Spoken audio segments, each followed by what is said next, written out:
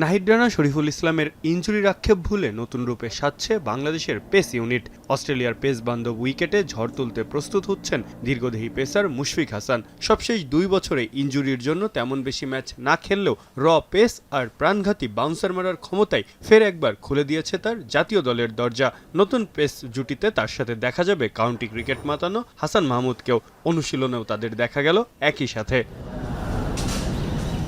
বুধবার শেরি বাংলায় বাকিদের সাথে অনুশীলনে দীর্ঘ সময় ঘাম জড়িয়েছেন লিটন কুমার দাস, শরীফুল ইসলামরাও। অন্তত সিরিজের দ্বিতীয় টেস্টের আগে ফিরতে মরিয়া এই দুই টাইগার ক্রিকেটার। অন্যদিকে প্রায় 5.5 বছর পর টেস্ট দলে ফেরা সৌম্যর চ্যালেঞ্জটা ভিন্ন।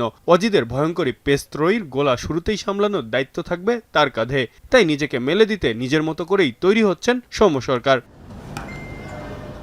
কখনো বোলিং মেশিন তো কখনো পেসারদের আগুনে বোলিং। চিরচেনা শান্ত ভঙ্গিতে স্থির চিত্তে সব সামলেছেন মুশফিকুর রহিম। দলের সবচেয়ে অভিজ্ঞ ব্যাটারের উপরেই থাকবে মহাগুরুত্বপূর্ণ সিরিজের গুরু দায়িত্ব। প্রস্তুত হচ্ছেন তানজিদ তামিমরাও। 31 জুলাই দেশ ছাড়ার আগে প্রস্তুতির ঘাটতি রাখতে চায় না দল।